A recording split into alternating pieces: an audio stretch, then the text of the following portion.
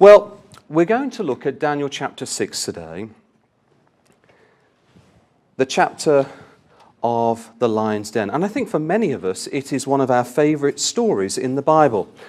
What we don't always appreciate is that by the time we come to chapter 6, Daniel is 90 years of age or thereabouts. He is an old man. An old man is going to go down into the pit with these lions. We don't read of his companions. It's not that it matters, is it really? We don't know whether these men are alive or not. But this is Daniel's chapter, as it was with Hananiah, Mishael, and Azariah in Daniel chapter 3. And we also see it's a chapter of Darius. I'm going to see in a moment that it's actually Darius' chapter. We might be surprised about that. We often think about Daniel chapter 6 being the chapter of Daniel in the lion's den. But I'm going to show you a structure that would suggest that actually this chapter is all about the conversion of Darius. And that's the lesson, I believe, this morning. Well, we've come to the metal of silver. God has proven to be correct. Nebuchadnezzar's image was wrong, as was foretold, or Nebuchadnezzar, his interpretation of that image was wrong, and the silver kingdom has arrived. Now, what we've got on the screen here is a suggested chiastic structure of Daniel chapter 6. And what we'd like to note is that at the beginning and the end, it's all about Daniel's success. But at the heart of the matter of this chapter, you can see that it's about the hopes of Darius and Darius witnessing Daniel's deliverance. And I believe that that's the heart of this chapter. Though it is important that Daniel went into the lion's den, this is another opportunity of Almighty God working in another king's heart. He's worked in Nebuchadnezzar. Can now God save Darius, the king of the Medes? Well, let's just read then these opening verses of chapter 6. It's a chapter we're very familiar with. It pleased Darius to set over the kingdom 120 princes, which should be over the whole kingdom, and over these 3 presidents, of whom Daniel was first, that the princes might give accounts unto them, and the king should have no damage. Then this Daniel was preferred above the presidents and princes, because an excellent spirit was in him, and the king thought to set him over the whole realm. Well, I'd like you to notice that phrase there, no damage, there in verse 2. And it literally means to suffer no loss. Now, that's interesting, isn't it? Because what it is talking about is financial honesty. It's talking about someone who will ensure that there's no theft or fraud or embezzlement or cheating. These are the qualities that Daniel was already known for. And this is clear because by now Babylon was degenerate or had become degenerate. The moral climate was rotten. The officials of Babylon had become men who had little interest in anything except lining their own pockets and feathering their own nests. And a change of government was required. And this is what Darius does. He sets these 3 presidents and these 120 princes to rule this new kingdom. But as we know, any new government doesn't necessarily mean that there will be a change in the moral positioning. And isn't that true, brothers and sisters? We see that in governments around the world. New presidents, prime ministers are ushered in, and they are no different. And this was the concern of Darius, that this might be a replica of Babylon. And so to ensure that it wasn't, Daniel was placed there as number 2, we're going to see, in the kingdom. Well, he was 90 years of age or thereabouts, and we can see that in verse 3 that he has this excellent spirit. Remember that? We saw that yesterday, didn't we? It was said of the queen, remember that? In Belshazzar's banquet. Well, we see it again there in verse 3. He had an excellent spirit. And perhaps then the image of Daniel wearing the golden chain around his neck on that faithful night when Cyrus came in and beheld the writing on the wall, perhaps then this never left Darius. On that particular night, as we said, when the curtains were drawn at the end of this empire of Babylon, it was Daniel who was there, left standing for that fleeting moment. He was the king of Babylon, looking all regal and in control. Now, he is someone who was preferred by Darius, the greatest king of the earth at this time. And we notice there in verse 3, he was preferred. I'd like us to look at that word because it's an important word. It means to excel, to distinguish himself. Already at the beginning of this next phase in the Silver Empire, this man had differentiated himself. He was excelling in everything that he did. He was someone who was exceptional in morals and in character and in disposition, brothers and sisters. Now, the root of that word, preferred, is to be bright, to be preeminent, and to be perpetual. So it's a bright light that never goes out. It is a perpetual light. And so, brothers and sisters, in this dark, dark time, in Babylon, and now in the Medo-Persian reign, in this spiritual time of darkness, there was this lantern. And he was Daniel. And he never flickered. And he was always on, brothers and sisters. And he was exceptional. And wherever he went in this dark age, he could be spotted. Isn't that wonderful? What an example for ourselves. And as soon as Darius beheld this man, he said, he's the man for me.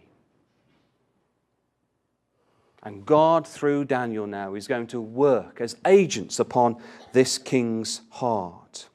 Now, envy and jealousy is a terrible thing, isn't it? It happens in ecclesial life at times. It happened with the Lord Jesus Christ, and we're going to see this chapter, that at its heart, the core of the problem was envy and jealousy over these leaders in this new empire. Well, we'll notice that there were 3 presidents, so there were 2 other presidents and 120 princes. And we go down to verse 4, and if you look at verse 4, well, let's read it together. Then the presidents and princes sought to find occasion against Daniel. That's 122 men concerning the kingdom, but they could find none occasion nor fault, for as much as he was faithful, neither was there any error or fault found in him. So we have 122 men who are pursuing to find error and fault in Daniel. And I want you to imagine that, brothers and sisters, what life would be like for you if you were going to work and you had your colleagues who were plotting and scheming to find some error and fault in you. How would you feel each morning when your alarm went off and you were going to work, knowing that your colleagues were obsessed in bringing you down? And I heard, being there. So some of us will be able to relate with something that is going on here. They were watching him like a hawk. They were examining him. They were dissecting him. They were analyzing, weren't they? They were probing and they were evaluating. They wanted to find something that was wrong with this man. Well, there's 122 high-powered, trained, diligent civil servants who were going to try and find something against Daniel. That's 122 verses 1.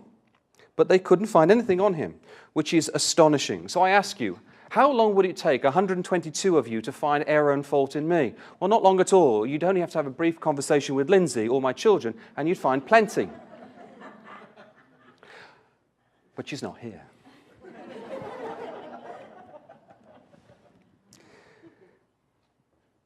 They try to find error or fault. I want you to look at that, brothers and sisters. There's 2 things that are going on here.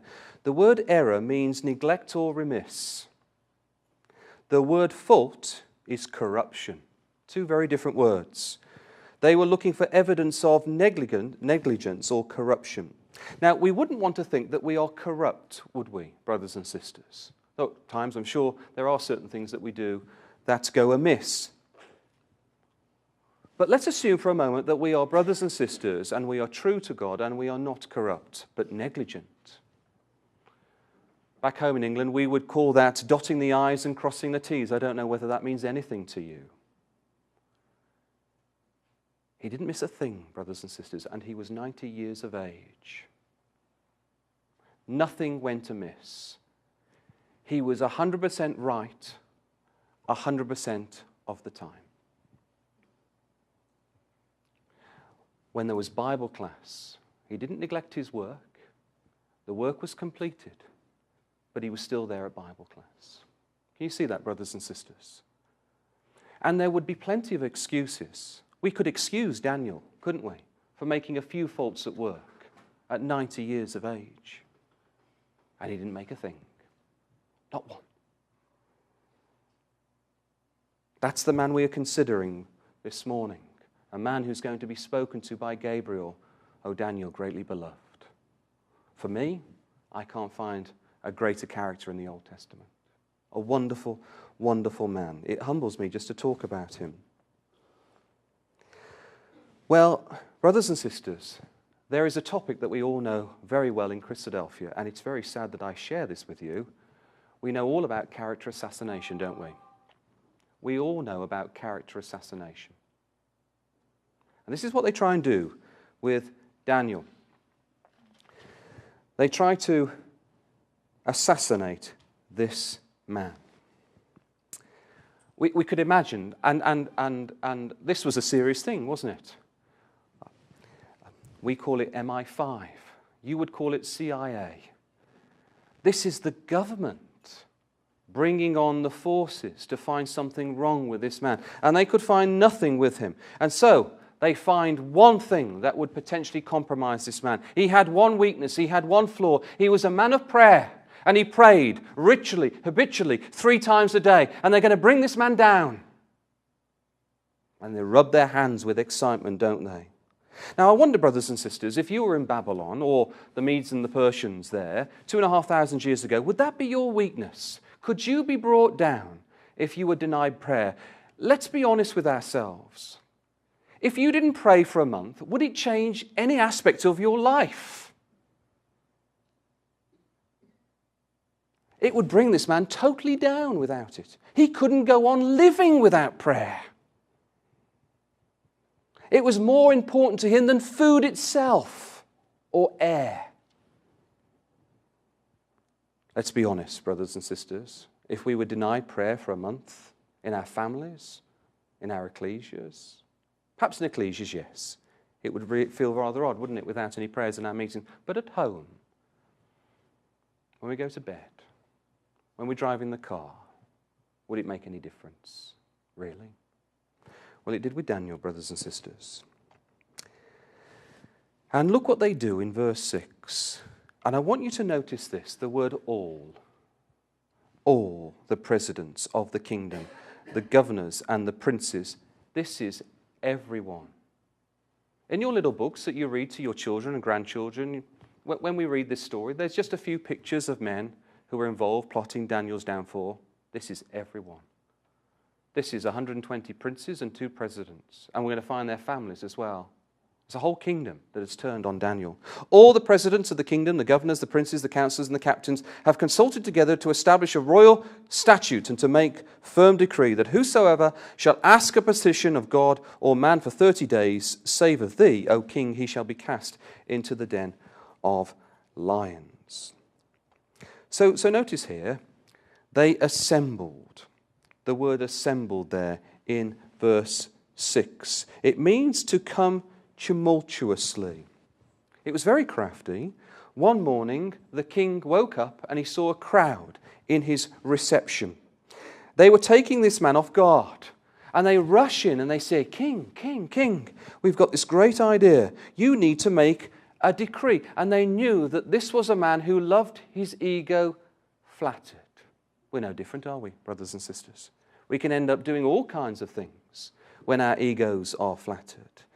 And soon the king was full of excitement because the proposal was rather appealing. You're a god, Darius. And there can't be any worship to any god for 30 days, only through you, because you are the representative of the gods in heaven. You're a mediator upon the earth. And he loved the idea. And I notice here that they all come in and they rush in and they say, it's all of us. Yet he knew that Daniel was his preferred one. He knew that Daniel was absent, but he was so taken up in the spirit of it. It didn't matter for that moment. And that moment was going to have huge consequences. He knew that Daniel would never agree to this. Never. He knew that Daniel was a man of God. A man of Yahweh.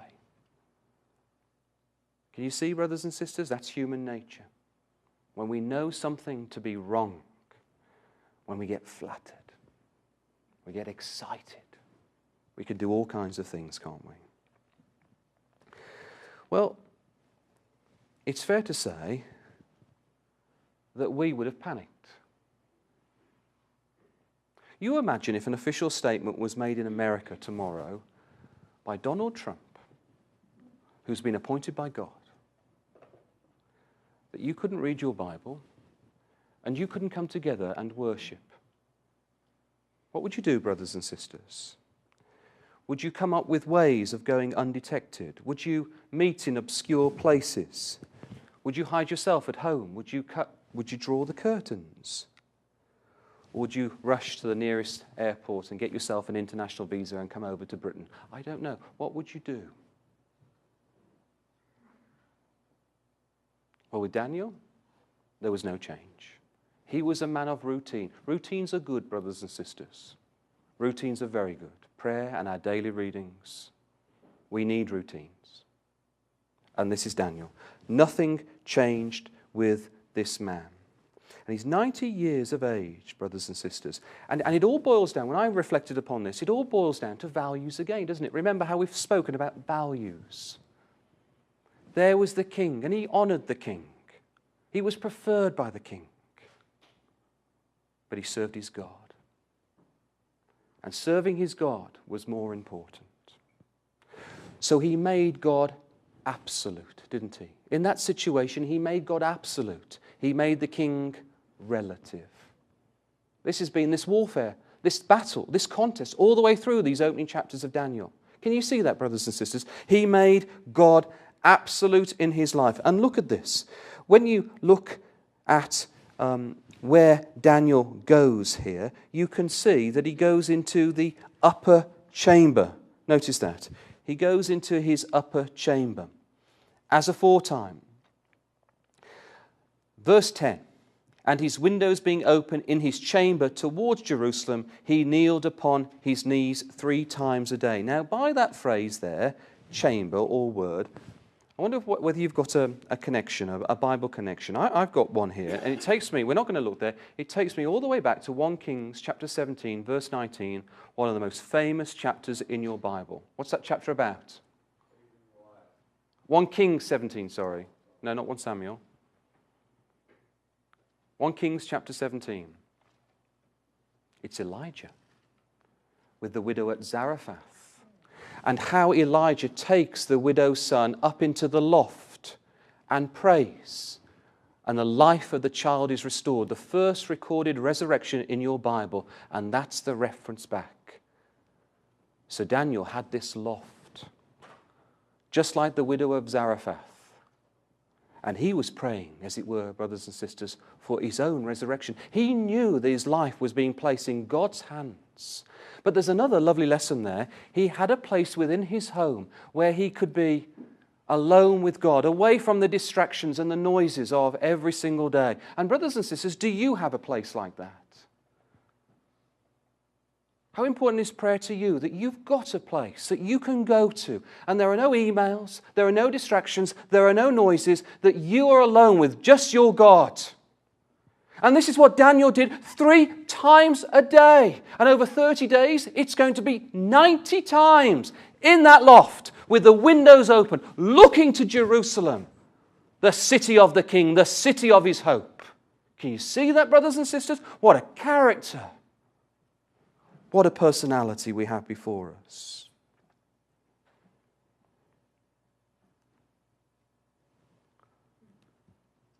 Where was the lion's den? Where was the lion's den? It wasn't in the pit, brothers and sisters. What was the test for Daniel? The test was not the pit. No. The test was to deny his God 3 times a day for 30 days. And he opened up his window and he saw the den of lions outside his window, ready to devour him. Can you see that? That was the test. It had nothing to do with the pit.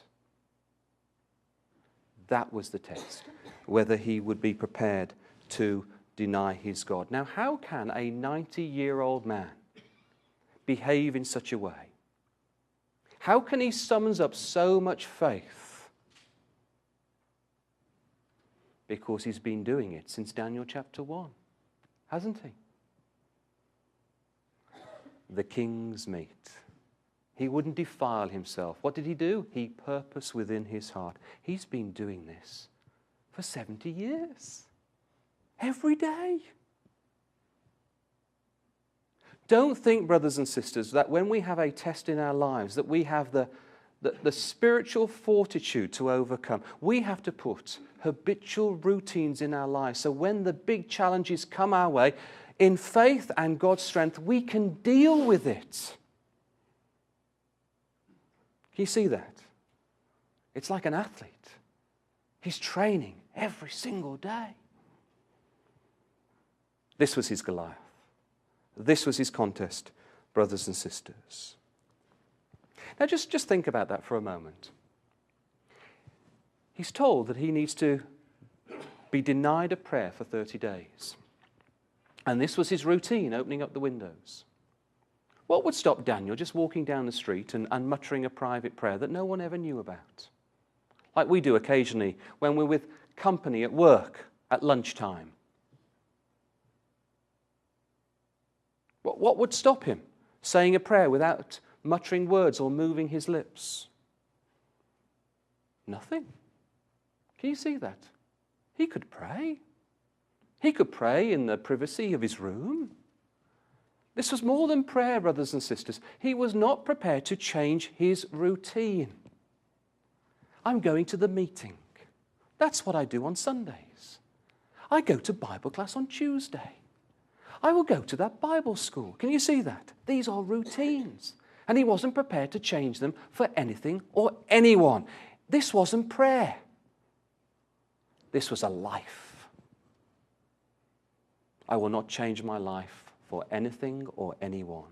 It's very powerful, brothers and sisters. And it certainly relates to ourselves. Now, you can imagine the peer pressure here. There was Daniel. He's on the brink, arguably, of becoming the king. He's number 2. Daniel. If you just do this and say private prayers within your home, you could send us back. The king will favor you.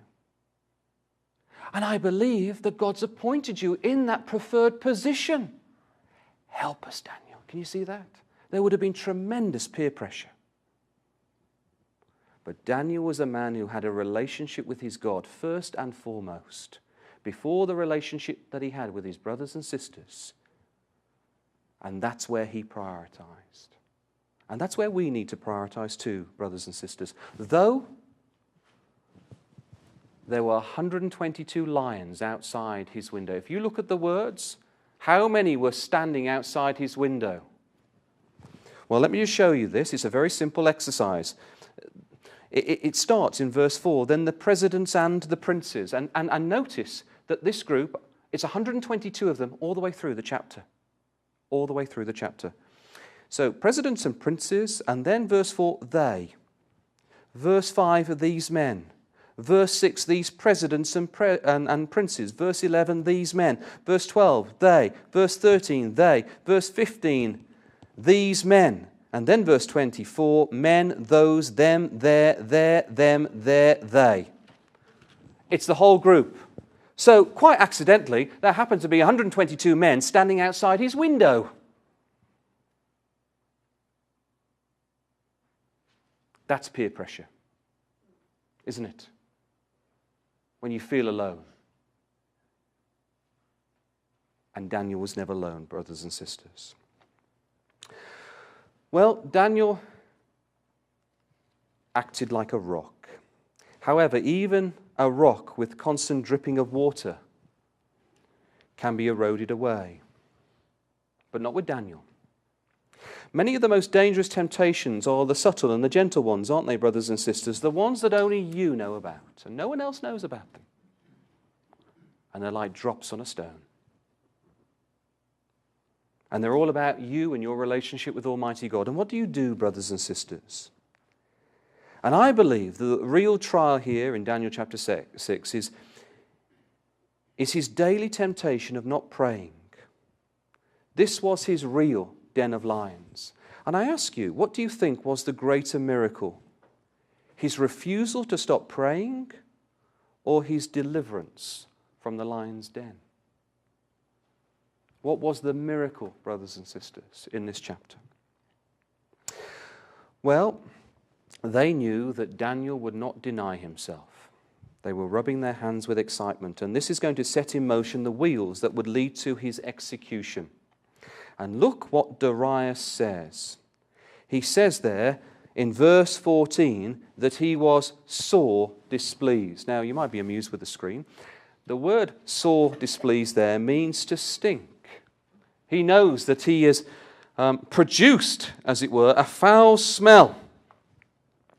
Daniel was this beacon of integrity. He was this bright light. He was an honorable man. He was a man that Darius had commissioned to such lofty position of authority. And now Darius feels that he's a stinker, he's a rotter, he's a cheat. These are the thoughts of the king.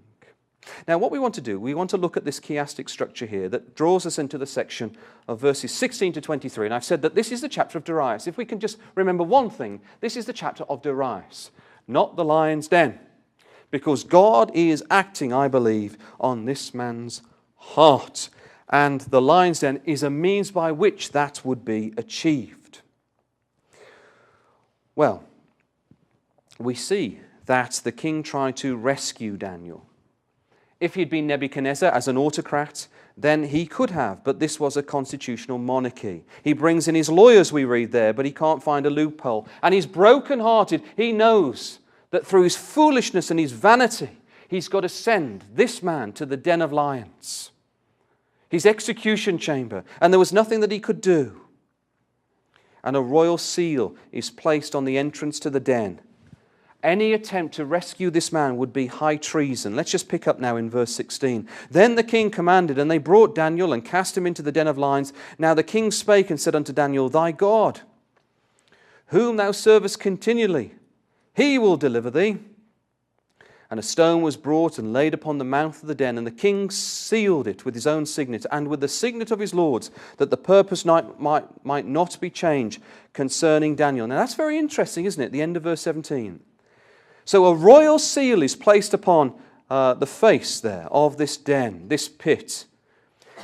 And notice, if you look at verse 12, when they came and had this idea, these 122 men, you see there at the end of verse 12, the thing is true according to the law of the Medes and the Persians. Now, sure we all know that with the law of the Medes and Persians, it had a certain inflexibility in it, that once it was made, nothing could change it, not even the king.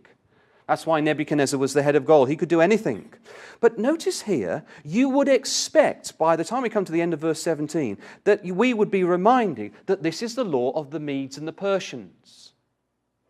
So the king, though you love this young man, or this old man here, 90 years of age, though you love this man, you can't do anything about it. But it doesn't say that, does it? It doesn't say the law of the Medes and the Persians. It says there that the purpose might not be changed concerning Daniel. And I believe, brothers and sisters, it's written like that because Darius was there at the pit and he's going to go there early in the morning. And when he read those words, he was personally being reminded, you can't do anything, Darius. Not even for Daniel. It's like a personal message for the king. No one else wanted to bring this man out of the pit. It was only Darius. A personal message for him. This would be treason and your own death. But look at this. I love this, brothers and sisters. Look halfway down, or near the end of verse 16. What is Darius' first reaction? I don't believe at this point in time he believed in the God of Israel. He's going to be converted, but he says there, Thy God whom thou servest continually, he will deliver thee. Now, what does Darius say? Because you've been so faithful in going down into the pit, that's not going to be unnoticed. God, your God, is going to notice that. He doesn't say that. What does he say, brothers and sisters? And he says it again at the end of verse 20. Continually. Darius knew that this man had behaved in this way for 70 years. And because of that behavior for 70 years, he would be saved from the pit. Can you see that, brothers and sisters? It was a lifetime of devotion. It was a lifetime of faithfulness. That's why Daniel, at 90 years of age, was saved from the pit, because of a lifetime of commitment. It had nothing to do with what he was doing then.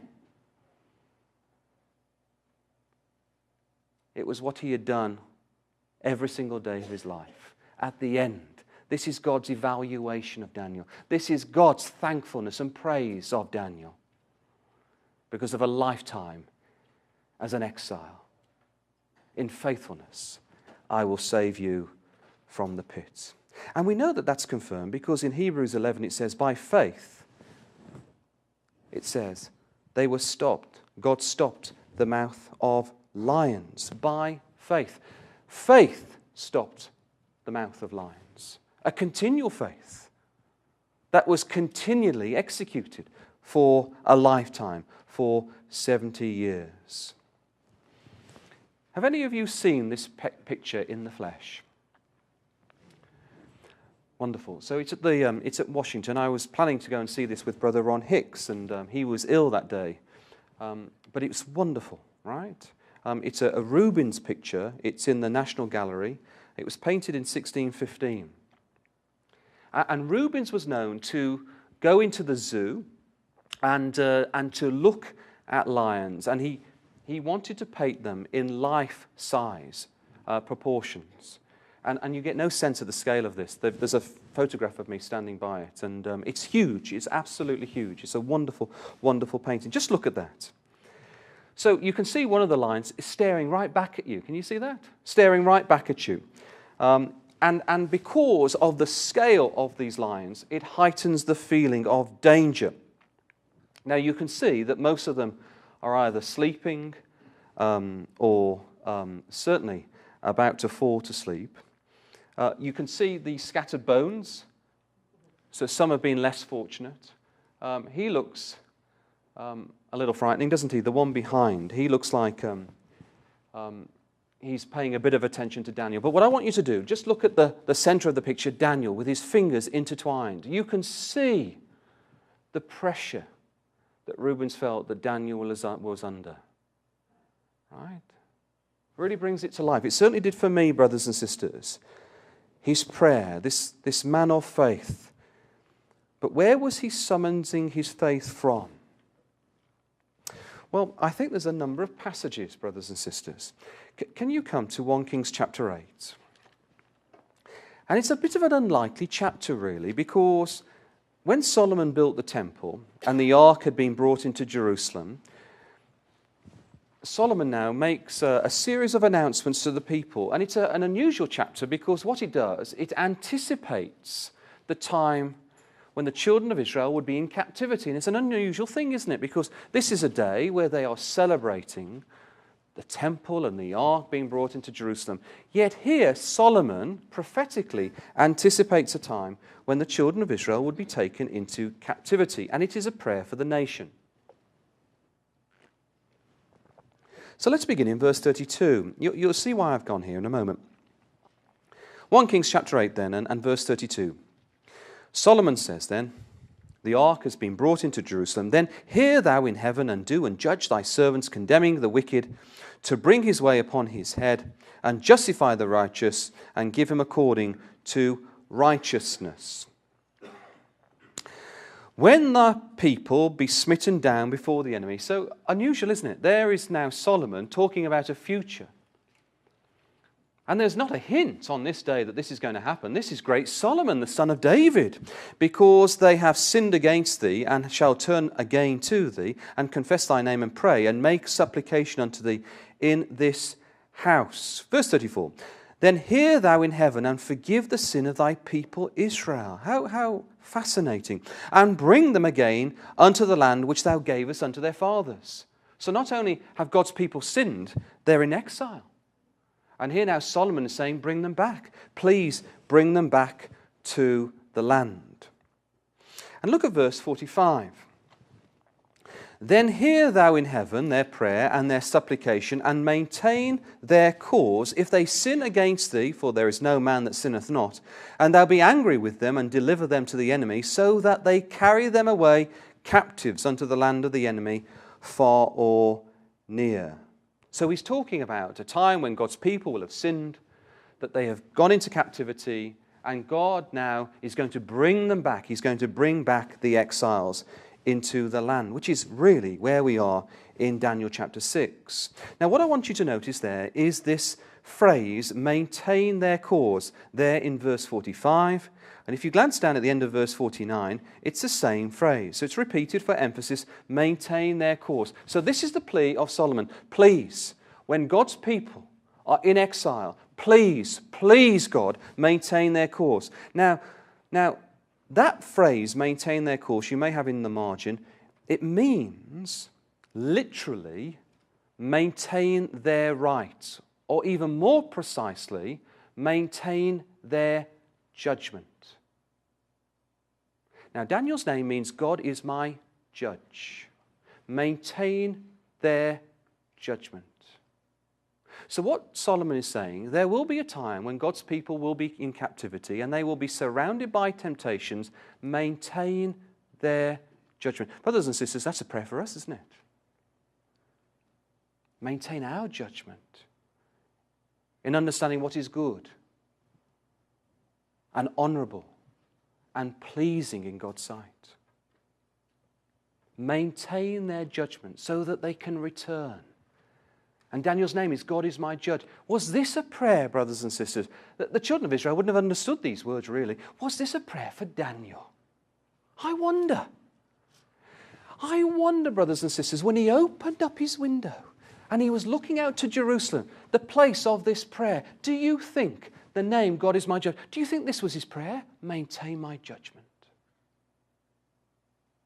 3 times a day for 30 days. Keep me strong. Maintain my judgment. Can you see that, brothers and sisters?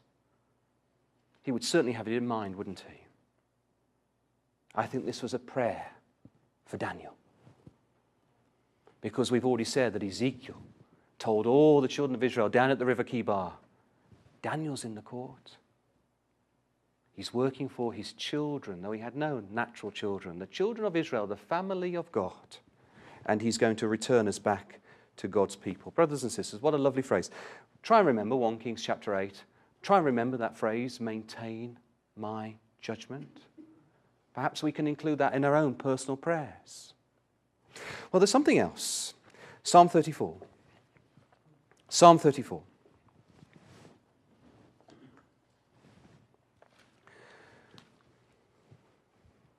It's a psalm of David. Here was the great king of Jerusalem, the very place that Daniel was looking towards.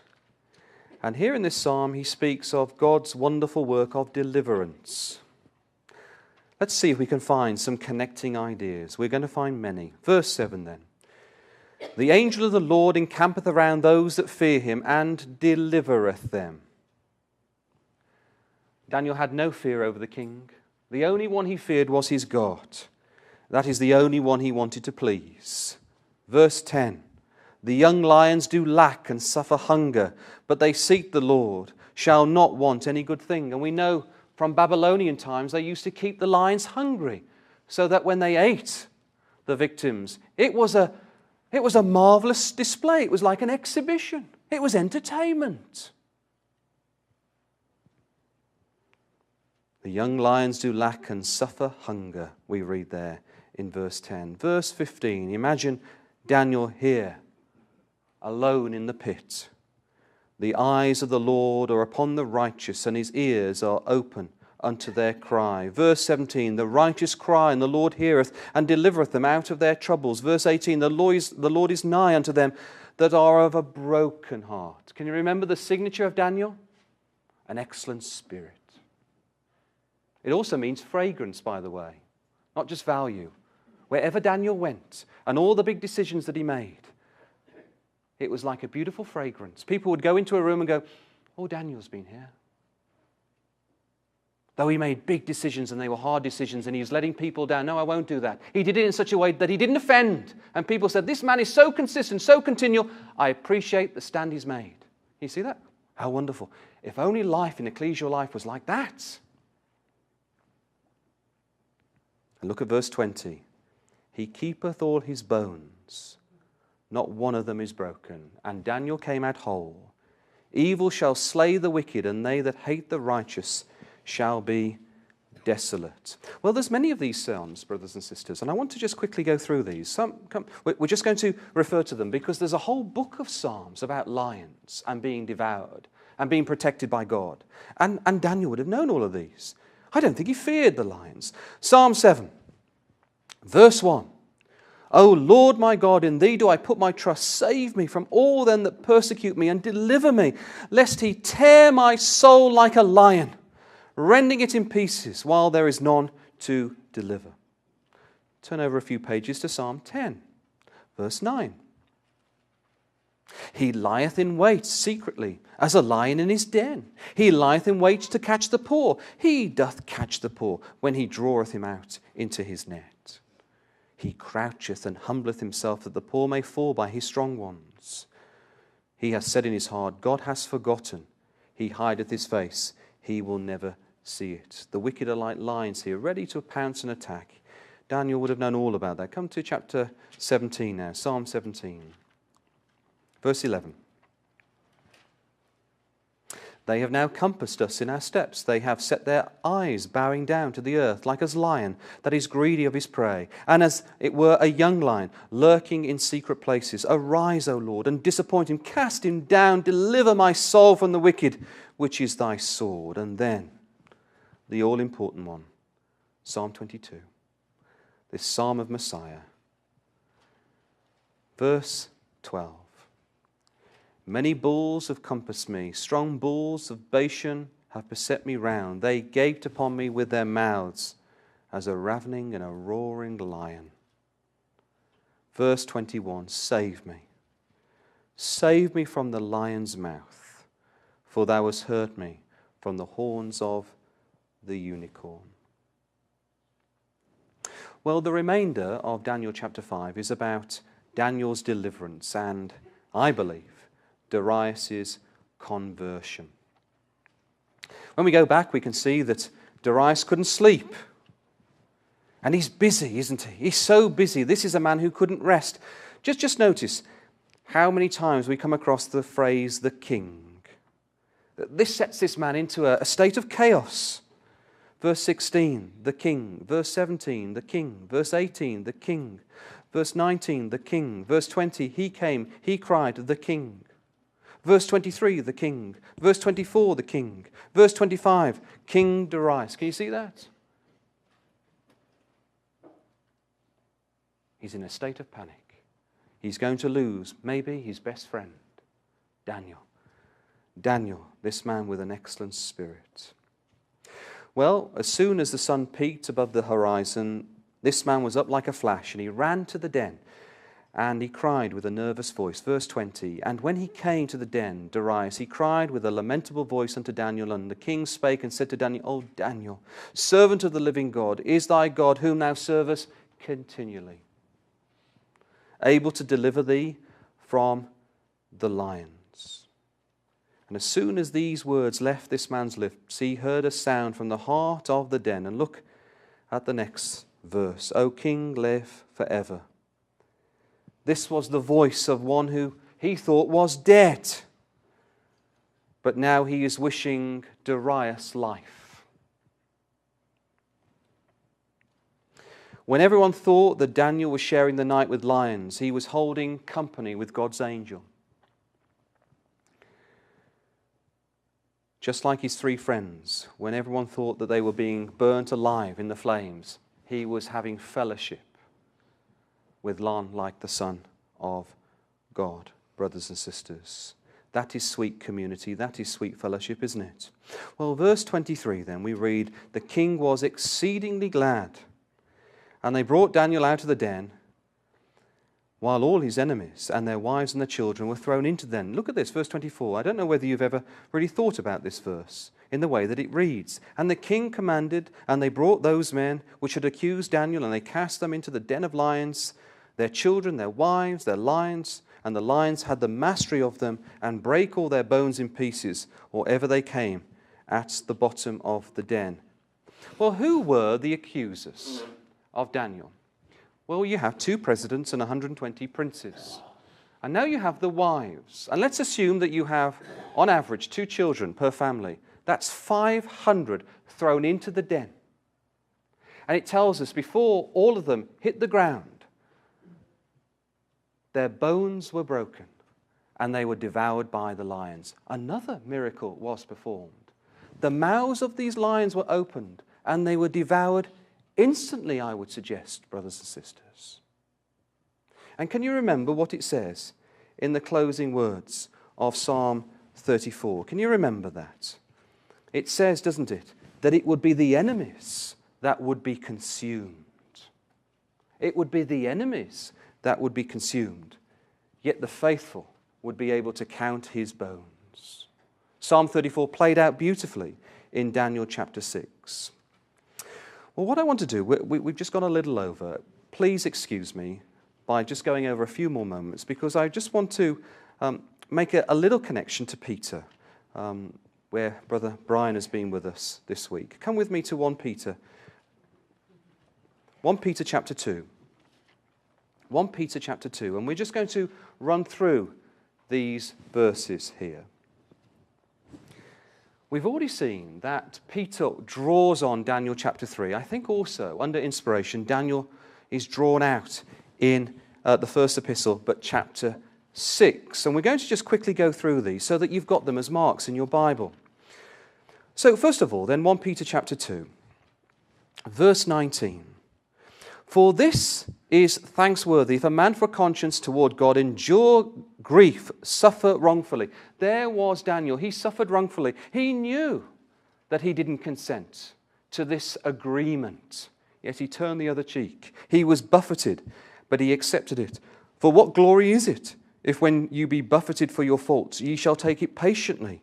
But if when ye do well and suffer it for it, and take it patiently, this is acceptable with God. That's exactly what he did. He was humble. He turned the other cheek, and he was prepared not to change his routine. Come to chapter 3 now and verse 10. For he that will love life and see good days, let him refrain his tongue from evil and his lips that they speak no guile. Let him eschew evil and do good, and let him seek peace and ensue it. For the eyes of the Lord are over the righteous, and the ears are open unto their prayers. Where have you read that? That's a quotation from Psalm 34. Directly. The chapter of the lions. Isn't that interesting? Well, you come to chapter 5 and verse 5. Likewise, ye younger, submit yourselves unto the elder. Yea, all of you be subject one to another, and be clothed with humility. This is the character of Daniel, a man clothed with humility. For God resisteth the proud, like Nebuchadnezzar, like Belshazzar, like Darius today, and giveth grace to the humble. Humble yourselves, it says, therefore unto the mighty hand of God, that ye may be exalted to you in due time, casting all your care upon him, for he careth for you. Be sober, be vigilant, because your adversary the devil, as a roaring lion, notice, walketh about, seeking whom we may devour. Now this roaring lion here is a metaphor for sin, and sin surrounds us all, brothers and sisters, as a roaring lion. And here Peter, I believe, under inspiration, is saying, think of Daniel, think of Babylon.